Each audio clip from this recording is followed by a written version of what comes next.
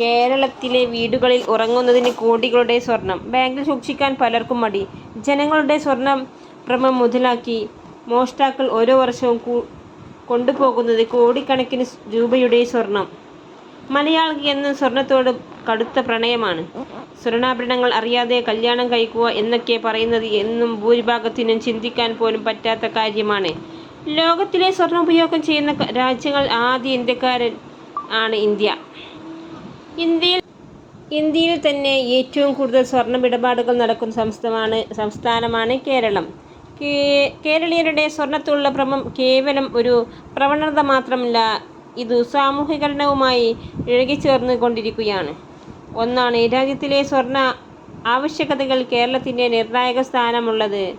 കേരളത്തിലെ ഗ്രാമീണ മേഖലയിൽ പ്രതിമാസം ഒരാൾ സ്വർണത്തിന് ചെലവിടുന്നത് 208.55 രൂപയാണ് എന്നാണ് കണക്കാക്കുന്നത്. നഗരമേഖലകളിലേക്ക് 189.95 രൂപയും. പരമ്പരാഗത ആഘോഷങ്ങൾക്കുള്ള മാസങ്ങൾ ഇത് വീണ്ടും ഉയരും. സ്വർണ്ണനിക്ഷേപമായി കാണുന്നവരും മുന്നോട്ട് നോക്കാൻ കഴിയുന്ന ഒരു അമൂല്യ വസ്തുവായി കാണപ്പെടുന്നത് കൊണ്ടാണ് ആളുകൾക്ക് ഇത്രയും സ്വർണ്ണാഭരണ ഭ്രമം വരുന്നത് എന്നാണ് പറയപ്പെടുന്നത്. ഇത് തെളിയിക്കുന്നതാണ് സമീപ ദിവസങ്ങളിൽ കേരളത്തിൽ നടന്ന സ്വർണ്ണ മോഷണങ്ങൾ. ഇന്ന് ഒന്നും രണ്ടുമല്ല, 100ഉം 500ഉം പവനാണ് പല വിധത്തിൽ കവർച്ച ചെയ്യപ്പെടുന്നത്. കേരളത്തിൽ മാത്രമല്ല, വിദേശ രാജ്യങ്ങൾ മലയാളികളുടെ വീട്ടിൽ സ്വർണ്ണ നിക്ഷേപം മുതലെടുത്തു മോഷണം നടത്തുന്നു.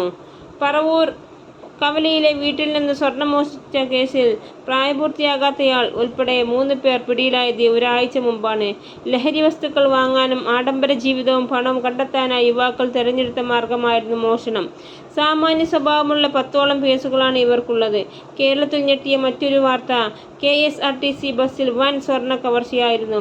തൃശ്ശൂരിലെ സ്വർണ്ണ വ്യാപാരിയിൽ നിന്ന് 1 കോടി രൂപയിലധികം സ്വർണം കവർന്നതാണ് പരാതി ലഭിച്ചത്. മലപ്പുറം ജില്ലയിലെ തിരുവല്ലയിൽ നിന്ന് കാണിക്കാനായി കൊണ്ടുവന്ന 1.5 കിലോ സ്വർണമാണ് കവർന്നത്. കുറ്റിപ്പുറത്ത് നിന്ന് യാത്ര ചെയ്യവേ എടപ്പാൾ എത്തിയപ്പോഴാണ് കവർച്ച നടന്നത്. ബസ്സിൽ തൂക്കിയിട്ടിരുന്ന സ്വർണം സൂക്ഷിച്ച ബാഗ് കാണാതാവുകയായിരുന്നു എന്നായിരുന്നു പരാതി.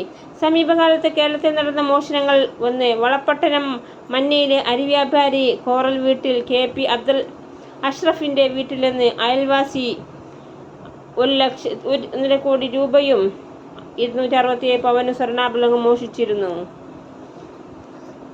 നവംബർ 20 രാത്രിയാണ് അഷ്റഫിൻ്റെ വീട് കുത്തി തുറന്ന് അകത്തു കയറിയ അയൽവാസി ലിജേഷ് പണവും സ്വർണ്ണാഭരണവും മോഷിച്ചത്. ഡിസംബർ 1 രാത്രി ലിജേഷിൻ്റെ വീട്ടിൽ നിന്ന് മോഷണ വസ്തുക്കൾ പോലീസ് കണ്ടെടുത്തത്. ആഭരണങ്ങൾ തൂക്കിയും പണമെണ്ണിയും കൃത്യം കണക്കാവുന്ന തിരക്കിലായിരുന്നു വളപട്ടണം പോലീസ്. വിവാഹ വീട്ടിൽ വന്ന് മോഷണം പോയ വധുവിൻ്റെ ആഭരണങ്ങൾ വിട്ടുപരിശോധിച്ചു. എല്ലാ തക്കവും മുതലാക്കി മോഷണം നടന്നുകൊണ്ടിരിക്കുന്നു. എല്ലാ വീടുകളും സ്വർണം എടുത്തു വെച്ച് ബാങ്കുകളിൽ എടുത്തു വെക്കാതെ ബാങ്ക് ലോക്കൽ വെച്ചാൽ പോരെ? അപ്പോൾ കള്ളന്മാർക്കൊക്കെ നല്ല സുഖം. കള്ളന്മാരൊക്കെ മുഖംമൂടി ധരിച്ച് CC ക്യാമറ പൊട്ടിച്ച് 300 പവനും 400 പവനൊക്കെ കൊണ്ടുപോകുന്നു.